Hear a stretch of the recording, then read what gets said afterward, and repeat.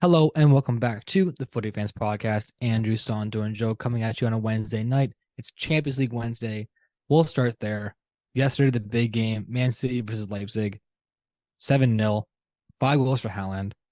I mean, the guy's picking up where he left off, I guess. Yeah. Um, his Benzema just scored against Liverpool as I'm watching the game live right now. Oh, nice. Um, Yeah. that game's done. 6-2 Yeah. right That now leg for is Real done. Madrid. Yeah, that's over. Yeah. But back to Haaland. I mean, like, is this kind of like not a resurgence, maybe because he doesn't need a resurgence, but like, do you think he can keep this form up now for the Premier League? Because the Premier League has kind of been like shaky the last couple of weeks on Yeah. the goal scoring side. Yeah. Like he hasn't scored a lot of goals, which is funny because of it's like if he's not scoring a ton, it's like he's in a drought. But like anyone who Yeah, would be in his position would be like, it's like a dream season. Uh it's just we were talking about it before where it's like, oh, like all his goals, he was just like there and he just kind of like tapped them in. And it's like, yeah, I mean, there was the PK, but then all the other ones, it was kind of just like right place, right time thing. But the whole narrative of like, oh, he was just in the right place at the right time, like he's done that for how many of his goals? So it's a lot. like, yeah, a lot of it is just like striker instincts, and I think why you have to give a lot of credit to him. Because like no other player is just in the right place at the right time that many times. So Mm-hmm. you gotta give credit where credit's due, right? Yeah. And like I saw a stat like what he has 39 goals and 36 appearances. So like you said, Yeah, maybe. Yeah, so like you said, it's like any striker would like that's like a dream season already for a striker. So um yeah, I mean, is what it is, right? They just run over Leipzig. I think we'll have to see because what they're going to the quarters now. yes, So we'll see who they draw. Yeah, he just has to bring it in the quarters as well and the semis. Because historically they always go out in either of those two rounds. So Mm-hmm. yeah, I mean, by now they'll take all the goals they can from him, whether they're tap-ins or not. Like you said, he's in the right place at the right time for a reason. It's not like anyone could do it. If anyone could do it, they wouldn't have went and bought Haaland, right? Yeah. So no. yeah. It's definitely one of those things that you can't teach someone to stand there. You know, Yeah. Mm-hmm. like it's just you just have like a knowing, you have an inkling of where to be on the field as a striker. Yeah. And he does Mm-hmm. possess that obviously and at a young age too, which is pretty wild. Like you see Yeah. like a crafty veteran guy usually has like the tap in goals and it kind of knows where to be at the right time. But for Mm-hmm. him to be doing this at 22 years old, Yeah. it's To see. dangerous. Like he's got a Yeah. lot of time to play still. The Yeah. anticipation, Yeah, game knowledge is just like crazy. yeah. And we'll so this game's in the 80th minute now. Liverpool now with 15 minutes. What teams are eligible for the quarterfinal? And then I think is it another draw or is it just kind of like match up like a bracket? I kind of forget. I Mm. quarterfinals. Is it a draw? I I feel think like I so. feel like it's a draw. Yeah. Yeah. Yeah. Um. So we'll see. I think it might either be tomorrow, Thursday, or Friday. Um. They'll do all the Mm-hmm. matchups and everything. Yeah. But just to continue on Champions League real quick, Chelsea beat Dortmund last week, which was like my highlight of the season by far. We'll Yeah. talk more Chelsea later on in the podcast, but I just want to get it right away. That performance against Dortmund was what I've been dying to see all year. I don't want to say Chelsea's back. There's no way. I know they won against Leicester in the No EPL. way. No, they're not back. Let's make that clear. They could lose 3 more games the rest of the season, 4 more games maybe. But just from the short term, watching them play the way they did against Dortmund it brought a tear to my eye because I'm like, this is how they should be playing the entire year. Yeah. Mhm. Like it was like backs up against the wall kind of thing. It was Dortmund away, which is one of the hardest venues to play at in all of Europe. And for them to come out the way that they did and put the pressure on them the way that they did, I was very surprised, first of all. Mm-hmm. But then for them to like maintain that and keep it going and then like keep it going and going and for the rest of the game, it was a huge performance for Graham Potter, I think, too. Yeah. He didn't really make that many tactical changes. He just had more guys that were healthy. Yeah. Finally, so he can kind of plug and play guys where he wanted them. And same in the Leicester game. Again, we'll talk about that later. But yeah, just Dortmund versus Chelsea. I was blown away by that performance. Yeah. So they're going to progress to the next round. It might be their only way of getting Champions League football next season is if they win the Champions League again, kind of like what happened a couple years ago. Yeah. I'm along for the ride. If they can keep doing it again, it's 2 games, right? Home and away. Yeah. You just gotta show up those 2 days, and if they can pull it off, then that's huge. Yeah. Right. Yeah. No, it's good to see them like put in some performances. I mean, we can get into them in the league. Still sitting 10th, but Still 10th. I was gonna Thank say you. it. They're still 10th. Thanks for bringing They're that up, not yeah. lower and they're not higher. yeah. Yeah. So I mean, it's good to see them put in performances. I was even telling Brian actually after they won, like, oh, Andrew's gonna be so pumped that they like put in some Dude. performances against Dortmund. It was nice. Yeah. So it's one of those things. They got to keep the momentum going. And just start getting results and build that confidence. Mm-hmm. Yeah, no, it's just like getting the ball because like again, it's just goal scoring is what it comes down to. They're not getting blown out like when they lose, they're not getting crushed 5-0 or something stupid like that. Yeah. Like it's really close games when they lose. It's just the goal scoring part of it. Yeah. So to get Havertz on the board, to get João Felix on the board, in the game against Leicester, Mudryk had a goal disallowed from offside, but just to him to watch the ball go in the net is huge, Yeah. right? Because that's been hurting this team all year round, and even since the new transfer, that's been hurting the team. It's just goal scoring. So Yeah. just from a forwards point of view, from a guy who knows about scoring in our domestic little league here, when you see the ball go in the net, it's like a huge weight off your shoulders. No matter how Yeah. no matter how the ball goes in, either it can go off your knee, your chest, your butt, whatever it is. Just to watch the ball go in and tickle the back of the mesh, it's huge. Yeah. And I think the floodgates kind of maybe opened up in the game against Dortmund, and then since then they scored 3 against Leicester, which it's not really saying much. I mean, everyone kind of scores against Leicester, but yeah, just to keep the running form going. Hopefully, it's gonna be good for them. Who they got coming up? Actually, I don't even know. I think it might be a bye week this weekend. Everton. Oh God. Yeah, See, they're playing Everton. That's a scary game though. Everton at home. It's Yeah. still scary because Everton's got everything to play for. I don't know. Mm-hmm. We'll see how that one goes. It'll be Everton's got Saturday. everything to play for, and Chelsea doesn't have a ton to play for in the league. I know we're just chilling in 10th. Again, like we gotta win, and we're still in 10th place. It's just we can't get out of this rut. Yeah. Yeah. It's A draw, 2 territory for losses, Chelsea. 2 wins. Yeah. Very 10th, like we said before, very 10th place team. But no, Yeah, if they can you're keep very this 10th trend place, going, if but they can that's keep this trend okay. going, I mean, it's not out of the realm. Maybe Europa League if they just win out the rest of the year, maybe get a draw here and there where they should have lost in the past. But it's still a daunting task to like get back up there. They're only, like I said, the only hope is for them to actually win Champions League. Mm-hmm. Which I mean, Yeah. again, they can get a lucky draw. They can just win 2 games, or see out a couple of draws and get a PKs. This team's very capable of doing that. Yeah. No, they obviously show that they can. I mean, I don't know who's actually like pegged for the favorites for Champions League, but you got City, who's clearly on fire, Bayern, and Real, who's always going to show up to play. So That's probably your top 2. what's that? So that's probably your top 2 right there. Yeah.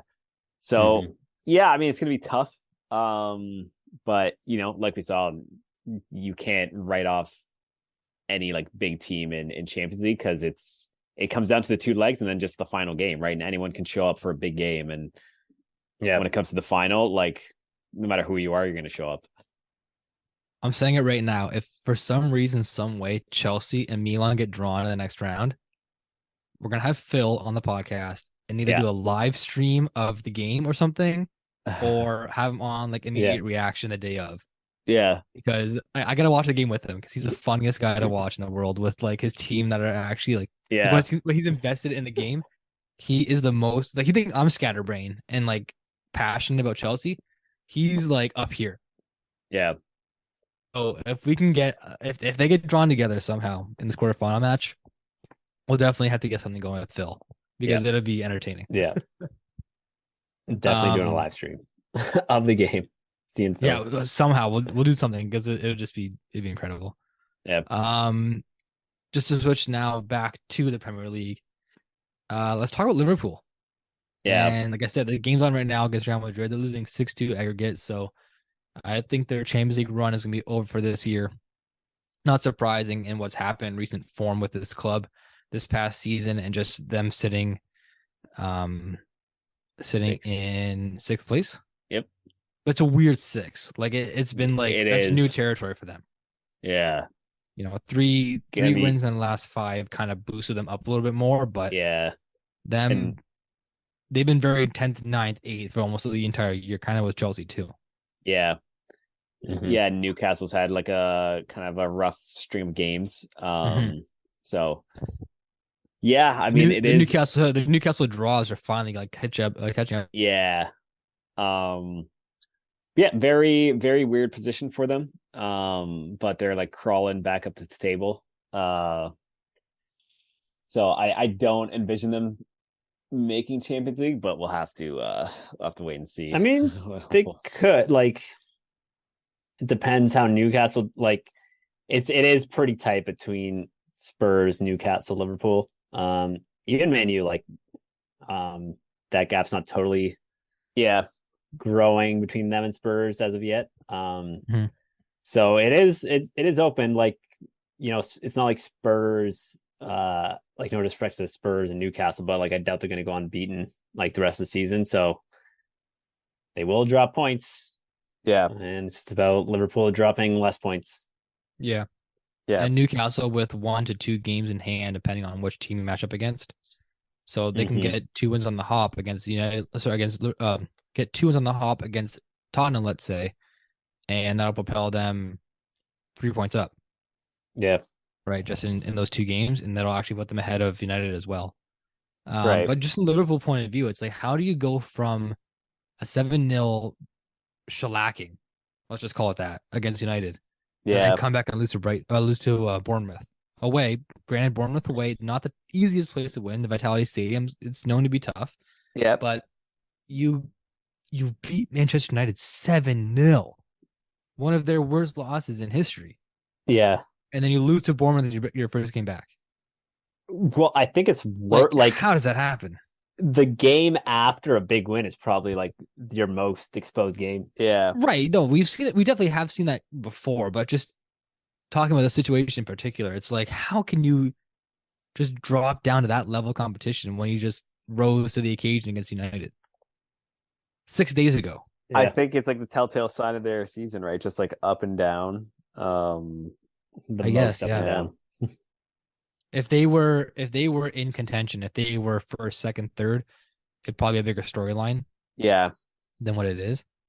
I don't hear many pundits talking about it. It's just one of those games again. Like, yeah, it's Bournemouth away again. It's one of those tight games. They're 18th place. They're trying to fight for everything to stay alive, and you just walk in there. Maybe your chest is a little high, your chin's a little like, pumped up a little bit. You just beat Yeah. Manchester United 7-0, and then you lose to Bournemouth 1-0. Yeah, It happens. It definitely happens. But it's just one of those things like, how does it happen? Like, how can you just visually look at this game and say, how do you lose this game? Yeah. yeah, No, I agree. But like you said, I think the fact that Liverpool's sitting where they are, it's like less of a storyline. Um, because if like Arsenal did it, definitely Right. be Yeah.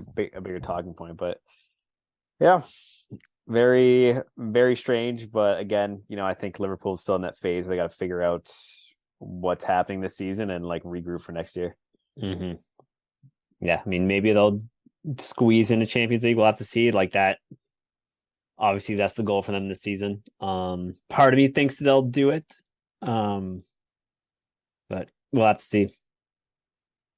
Yeah. You mentioned Arsenal just now, Santo. They're on a 5-game win streak in the Premier League since that loss to Man City, where they lost 3-1 back in February the 15th, beating Fulham 3-0 at Craven Cottage.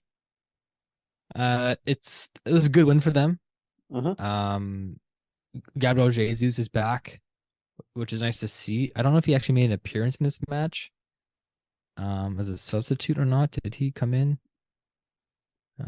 Yes, he did. He got some touches. This is his first game back since his injury from the World Cup. So if there's ever a time that Arsenal could have, a presence up front like Gabriel Jesus or play the wing wherever he's going to play, now for the home stretch of the season would be has done a great job for Arsenal, in his replacement since the World Cup. Yeah. But for them to get back Gabriel Jesus now, I mean, it's just going to solidify their position, I think, for the rest of the year. Because he'll get more starts. I mean, like again, he came off the bench today, or last week, but he'll get more starts coming up, and then I'm sure he'll be the full-time starter, maybe by 1 or 2 weeks from now. Yeah. But that's gonna be huge. Like him at the beginning of the season, he was getting hat trick, 2 goals. Like he was almost on like a Haaland kind of run. His first few appearances for Chelsea, Chelsea, God, I wish his first few appearances for Arsenal. But to get him back now, like I said, like what good timing for the club.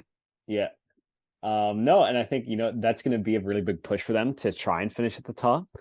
The fact that they have options now, I think it's going to help them with their running of games and being able to like keep City back. But like we've talked about before, neither of them are privy to or immune to dropping points. So it's going to be one of those things. I wouldn't be surprised if it comes down to the final day again, like it did last year. Could you imagine not be surprised at all. Yeah. I think it's probably going to, like, Arsenal's, like, they're really like City's, if anything, is the one that's obviously less consistent than Arsenal, I think. It's 5 points right now, though. It's 5 points. Yeah, but like City's just so weird this season. I have no idea. Level on games played, 5 points. It's like City's just weird this season. I don't know what it is, but I feel like they're not like totally in control of games sometimes. I feel like Arsenal gets a better stranglehold on games, and it takes more to beat Arsenal, I think, this season. Oddly, but like I know City did beat them. I think, like you said, if City come out and beat Arsenal whenever they play again next, I think end of April, that'll make it really, really tight. Obviously, if that game goes Arsenal's way, I think it's going to be done and dusted. Because I think after that game, they'll probably, have one hand on the trophy, and just the way they're playing this season, I don't see them dropping a lot of points between that game and the end of the season. So it'll be interesting, but you never know. You never know what happens. And my takeaway from that discussion about you saying that Arsenal's harder to beat in the last I just had it up here. So Arsenal beat Bournemouth 2 matches ago in the Premier League, 3-2. And that game they were down 2-0 at one point. Yeah. They're down 2-0 in the 60th minute, and then they clawed one back, and then they kind of kept rolling from there. And then they scored actually in the 90th minute. So 97th minute. Reece Nelson scored to win the game against Bournemouth. A few weeks before that, against Aston Villa, down 1-0, they claw one back to tie it. Down 2-1, they claw them back and tie it, and then they win the game 4-2. That is something that Arsenal has going for them, and that they can actually be down and claw back. Man City, I don't see that happening for Man City. They either get in front and score right away, and they win the game. But if they get down 1 or 2 goals, they kind of get into panic mode sometimes. Yeah. And I feel like that's kind of the separation. Like, it's Arsenal has that grit to them. I'm not saying that Man City's not a gritty team and they don't know how to win, because clearly they have won the Premier League before, not based on winning every single game. They have done the thing where they claw back and they score goals. But this season in particular, when Man City goes down, they find it hard to come back. Yeah. Yeah. And I think it's maybe because their players are so world class still, and Pep is a world class coach, that I feel like they don't want to win dirty, if that makes sense. Yeah. Where Arsenal's just like, yo, let's just give everything we got. We got to fucking score. We're losing 2-1. Like, we got to give everything. We got get 10 guys ahead of the ball and everyone up into the box, and let's just go. I think that's the difference. Yeah. And I don't know what the stat is this year. I know last year, I think besides the final day when they won, I think every other game that season where they were behind, they either lost or tied. They never won until the last day. When they beat Man City, you're saying, right? Man City when they beat Aston Villa on the last day. Right. Yeah. Yeah. Because they're So down I don't 2-0 know. though. Were they down 2-0 at that point? Yeah, they were losing 2-0. Yeah. Like what a game! What a game to come back and actually do that, eh? Yeah. Like you literally have to. Yeah. Oh God. So yeah, we'll see what happens. It's gonna be interesting. It's gonna be juicy. I think everything's gonna be juicy. Title race is gonna be juicy. Yeah. Champions League, Just relegations. because I think last year it was the first time ever that the title, Champions League, Europa League, and relegation was all being decided on the final day. Yes. We talked about that. Yeah. Yeah. Yeah. So this could we get the same storyline this year? We'll see. I've I don't know. from Chelsea's point of view, I kind of hope not. But Yeah. yeah, I don't know. I just think, I mean, a 5-point gap, a lot has to go right because even if Arsenal drops a game and Man City wins, they're still up. You know. Yeah. Like, and we know in the Premier League that doesn't happen all the time. Yeah. Like it's very like when you look at projections and things that have to go right for certain scenarios, very rarely does it all kind of work out. Yeah. Like Arsenal's got to lose this game and City's got to win, and like 2 draws got to happen for either side, and like all these kind of things kind of go together. With only 11 games now to play, and I feel like Arsenal. Did we discuss that Arsenal might have the easier schedule? Or Arsenal has the hardest schedule. I kind of forget in the home stretch. We talked about it before. Yeah, I'm not between sure. 2 teams. I think Arsenal have it harder. They got I feel they have Chelsea again towards the end of the year. They got Liverpool, West Ham, Chelsea, City, obviously Newcastle, Brighton. It's a lot of top 10 teams right there. Yeah, and then City, their last run in, yeah, it's easier. They got like Southampton, Leicester. Yeah, they have Chelsea and Arsenal are like the only like top teams. Mm-hmm. So no, it definitely could happen. I don't doubt it. I mean, I don't want to say the strength of schedule is kind of what's dictating the season so far. I don't want to take things away from Arsenal because they have played like unreal. Yeah. And like, we've seen it. I mean, their losses are against Man City, Manchester United, and then the one loss against Everton, which is kind of like a one-off. And in that position at the top of the table, you have to win the games you have to win. Mm-hmm. And they've done it so far, really. Yeah. Like if you can kind of battle it out with the top teams that you're really competing with and get some positive results or maybe get a loss here and there, it might come back to hurt you in the end because like that head to head is obviously what kind of matters. Again, the biggest game that's going to happen is that one later on in April against City. That's going to be massive. Like that's going to be like a definitely tune in to watch, maybe a market calendar kind of game. What's the date of that one? April 26th. April 26th. So just over a month away from now. That might be a title deciding game. Yeah. Because absolutely. Let's just say it's still 5 points away from that point, of 5 points difference from that point on when that game comes up. Arsenal wins, boom, 8 points with maybe 5 games to play. That's going to be a tough hill to climb for Man City. Yeah, agreed. Yeah, but you know, if they get the win and it's like a 2-point gap, literally on the flip side, yes, on the flip side. Yeah. So yeah, we'll have to see what happens, but it's gonna be exciting for sure. Mm-hmm. Damn. I love this game, man. I love this game. Yeah. I really do. Let's look at the upcoming schedule. So yeah, the game just finished between Real Madrid, Liverpool. Liverpool are gone from Champions League. So the only Premier League remaining sides are Manchester City and Chelsea, which maybe they can meet in the final again, have a little redemption for Pep. I don't know. Imagine? I don't know. We'll have to see how the draw and the table shakes out for that. But upcoming schedule for this weekend. Match today actually was Crystal Palace and Brighton. That finished 1-0 Brighton. Match Friday, your St. Paddy's Day special, Nottingham Forest and Newcastle. Match between Liverpool and Fulham is postponed. That must be because they played today. Yeah. So then maybe we'll play on this. But then rest of the Saturday looks like Brentford and Leicester City, Southampton and Tottenham, Aston Villa, Bournemouth, Wolves and Leeds, Chelsea, Everton, like we said, and then yeah, Man City and West Ham is postponed, and Brighton, Man U is postponed because Brighton probably played today. That's I mean, there's a lot of postponements. Yeah, because City, I think it's because City have the City had champs, maybe, or do they play FA Cup? or this FA Cup on the 18th, so that might be why. Oh, that's the okay. then. So it's FA Cup weekend. That's why. Okay. Yeah, Man City versus Burnley on the 18th. Kind of forgot Burnley was even a relevant team. Sitting down there in League One. Yeah. And then Liverpool, are they still in FA Cup? No. So yeah, Liverpool must be because of today's game.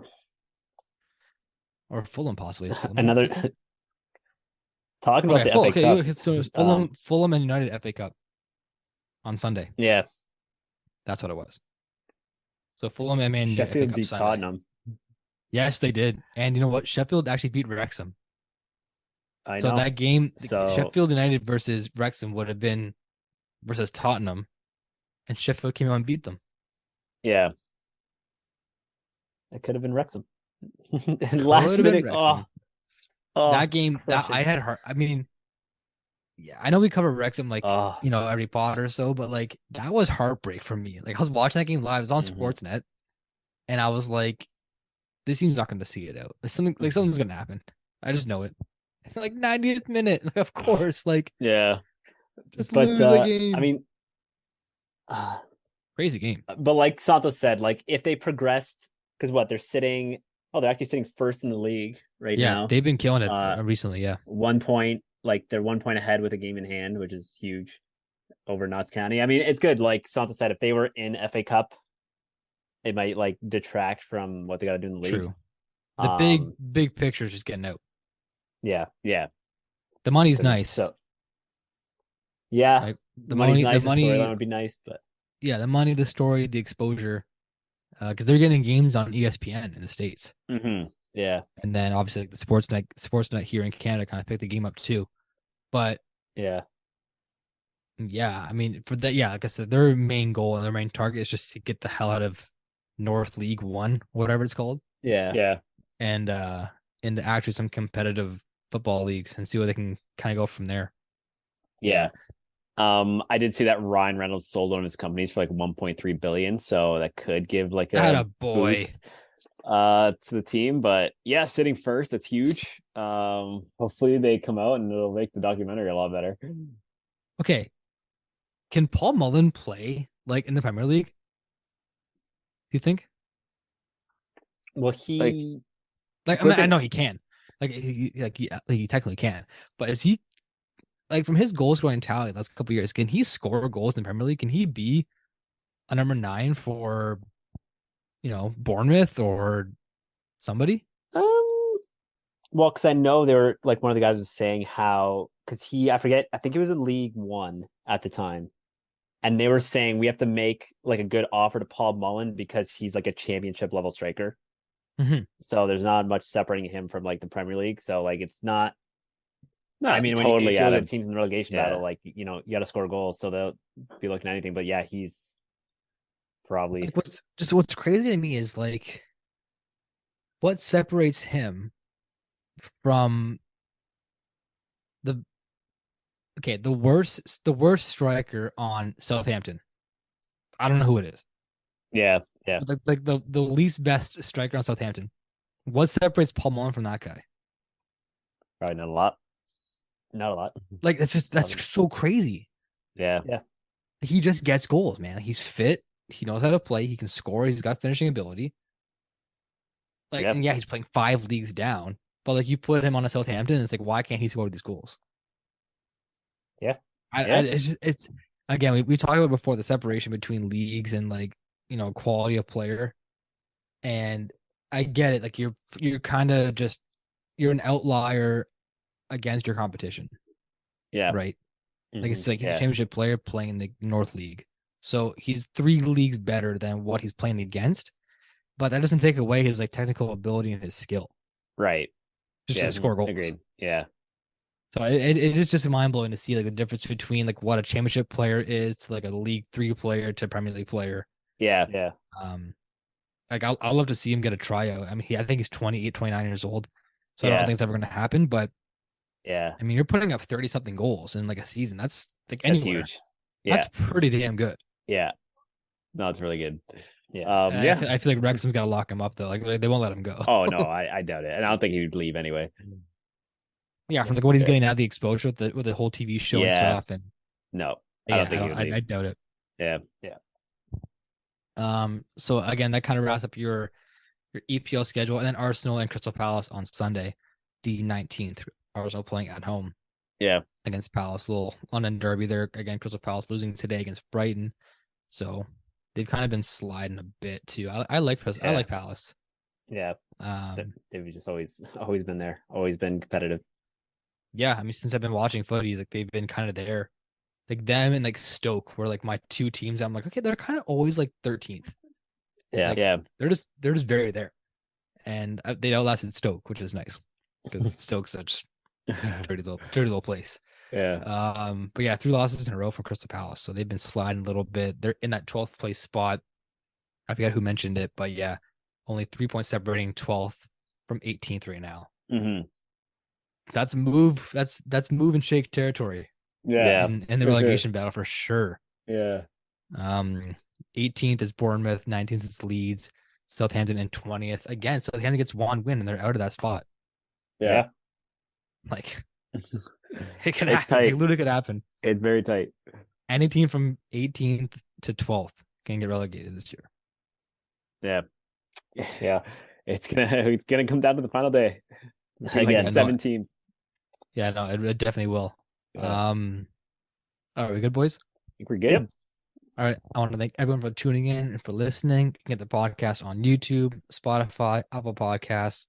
We're posting our shorts on YouTube. We'll post it on Instagram as well and Twitter. You can find us there at footy_fans, PHANS. And as always, we will tune in next week after all the week's action. See you, Rod. See ya. Ciao.